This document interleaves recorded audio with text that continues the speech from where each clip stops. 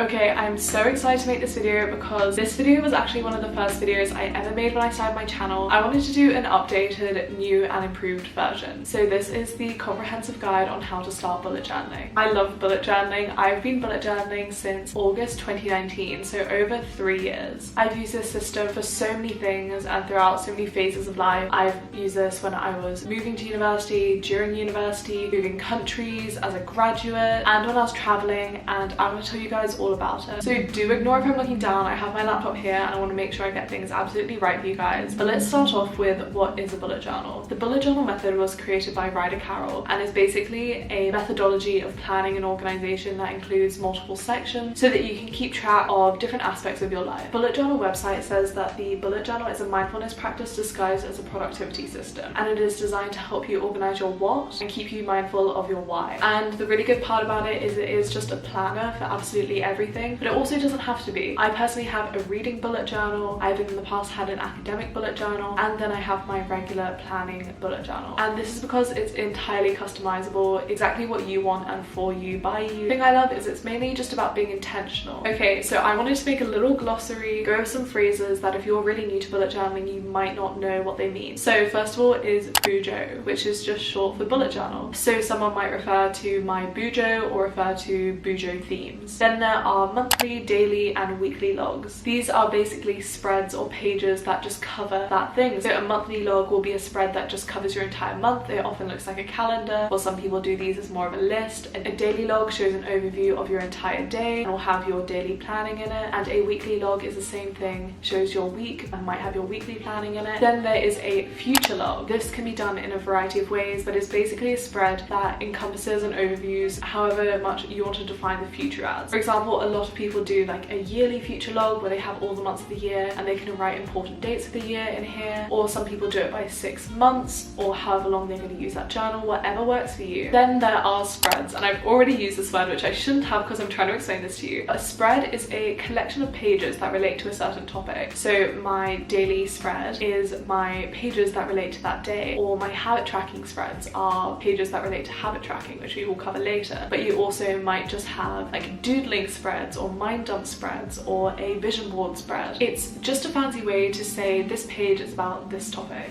Okay, now on to habit tracking and trackers. So I just mentioned trackers before, and the most popular one I would say is habit tracking, and I've done a full video on this because there is so much to talk about, so I will link that. But habit tracking is basically just somewhere where you can tick off things that you want to do, say they're daily or weekly. Some people do this as sort of a table, which is my preferred system at the minute, and some people might do it as mini calendars, which I used to do. And then there's also different types of tracking. Lots of people use their bullet journal for, say, period tracking or tracking of an illness, or mood tracking is a really big one, which I used to do. You can also track finances, fitness, so many different things. I talk about it all in my habit tracking video, but it is very popular within the bullet journal community. Then there are bullet journal themes.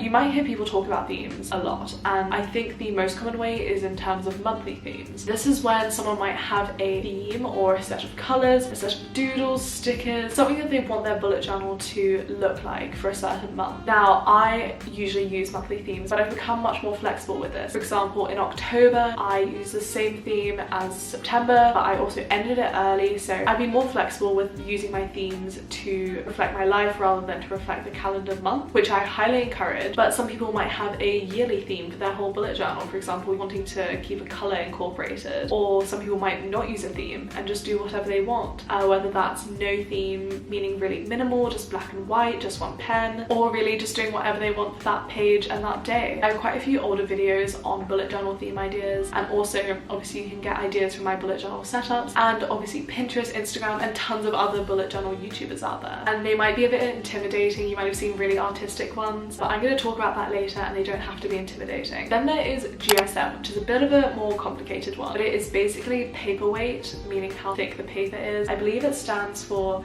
grams per square meter. I don't know what that means. It is basically what your paper is going to feel like and how thick it's going to be, and different journals have different paper weights. Some people prefer them for different types of journaling. For example, a thicker GSM is going to be better if you like to draw or paint, while some people prefer a lower GSM. They want like a lighter or a thinner journal, or they want it to look more used. I think my favorite is a 160 GSM. 120 is also a good sweet spot. I believe the Loistrom journal, which is one of the more popular bullet journals, is 80 GSM, which I personally find far too low, but then there's some really popular really thick journals which are about 180 GSM. Then to do with GSM, there is also ghosting and bleeding. So starting with ghosting, this is when you use a pen and you flip the page and you can kind of see the shadow of the pen. So that's going to have to do with the GSM you have on the journal and also the type of pens you're using in your journal. Then there is also bleeding or bleed through. This is when you use a pen and the paper is either too thin or the pen is too inky or wet, I guess, and the pen actually shows up bleeding through to the other page. So this is things to consider when you're looking at journal reviews. Then there is dot grid, and this is the final one, don't worry, because I know this has been going on. But dot grid is basically what you're looking for in a bullet journal. Really, you can bullet journal in whatever type of journal you want, whether that's blank journal, a regular grid journal, or a line journal. And line journal is probably what you're most used to. It's just when obviously the pages are lined like you would have in a diary. A dot grid has little dots on each grid space, so it's a little bit more minimalistic than an actual grid journal. Yeah, this is what's most common in bullet journaling. I actually really enjoy it. I think it's really nice to make things neat, and it's just now my favorite way to write in a journal. But of course you can technically bullet journal on any type of paper you want. Now we're going to get on to the supplies you need to start bullet journaling. So you only really need pen and paper. So starting off with paper, let's talk about notebook. Like I was saying, GSM, when you're buying a notebook, you want to think about what you want to do in this notebook and what paper thickness you're going to want. Again, 120, 160 I think are the best. I previously used the Leuchtturm and now the Yop and Tom notebooks. Yop and Tom is definitely my favorite. I have an affiliate link down below. They are so great, and I have a review for that on my channel if you want to check it out. Now onto pens. All you really need is one good black pen. My favorite is the Uniball Jetstream pen. It's really good for not smudging, and I just like the way it writes. But everyone has their own favorite pen for different reasons, so there are tons of review videos out there,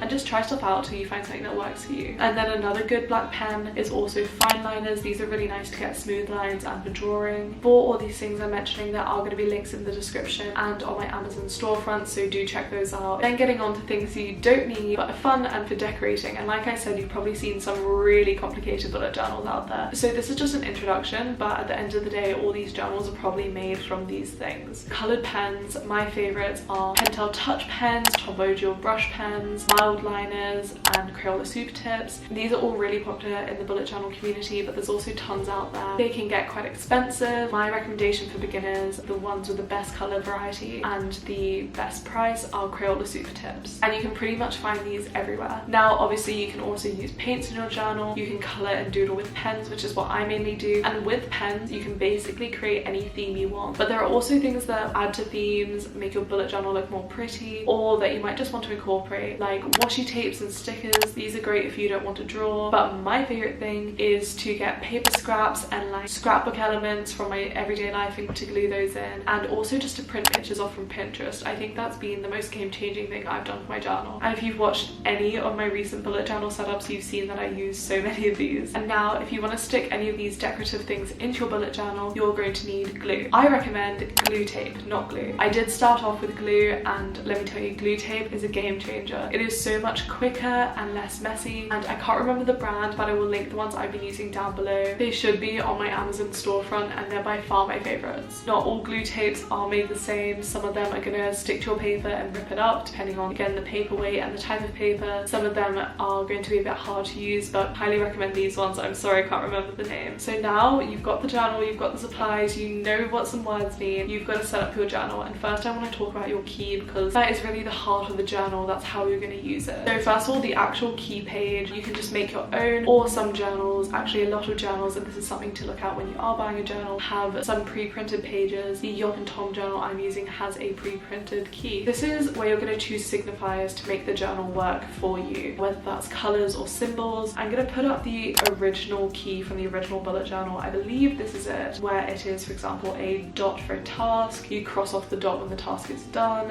You can add an arrow if you need to migrate or move the task. And then there's some other symbols for ideas, priority tasks, stuff like that. Now this is similar to what I use, but not quite. I personally use boxes rather than dots for tasks because I like to be able to color these in, as I find in my head it visually helps me interpret what has been done and what hasn't. And this also allows me to partially color in boxes. So for example, lots of days, and I'm sure you guys have this too, I'll start a task but I don't complete it, or it takes longer than I think, so I can half color in a box to show that I have started it but I have not finished it. I will put a picture up of my key on the screen. I developed this over 3 years and this is just what works best for me. But what you have to do is just find what's best for you, try out some different things. things. If things feel more intuitive for you, for example, if you want to put a checkbox or a circle or a square or a dot, whatever sort of comes to you and feels right is how you should do it. Okay, now you know how you're going to use your journal, so let's get into setting up some spreads. So again, this is all about what works best for you, but I'm just going to give you some ideas. At the end of the day, all you really need is a monthly spread to have an overview of your month. Again, even that isn't a necessity, but you really want daily spreads where you can just write out your to-do list, your notes, everything like that. With all your signifiers, you should be able to get this done really quickly and easily and understand your page very well. But you might want to include other spreads, especially if you've been on bullet journal YouTube or Instagram. You must have seen there's tons of things you can include. So my advice is to actually include as much as you can and make all these spreads, set them up, and then see what you actually use as you begin to bullet journal. And then if you don't use a spread, don't beat yourself up, just realize that that's maybe not for you. And if you feel like a spread's missing, feel free to add that in. It doesn't matter where it is in your journal. Sometimes I like to add a tab on the edge just so I know where to find spreads that aren't in like an intuitive place like the front of my journal. So in my current journal, I'll read to you out the spreads I have. I have a key and an index which are pre-printed in my notebook. I have a theme ideas page, then a now page, countries I've been to, goals, a quote, monthly accomplishments which I'm always talking about, TV and movies to watch, YouTube trackers, brands I want to collab with, and then some seasonal bucket lists. But this has changed drastically over time, and again, as you continue to bullet journal, you will learn more about what you actually want and use in your bullet journal. I used to rely heavily on my future log, but if you want to watch my Google Cal video which I uploaded, I talk a bit more about this. I now don't even use a future log in my journal, although this is one of the spreads that is so key to the bullet journal method. That's what I love about it. I've customized the method so that it works perfectly for me. I also used to not use a key and an index, but I've actually come back to that and I've been really enjoying it. And like I said, you do not need any of these things. Just figure out what works for you, but the key method is to have a blank journal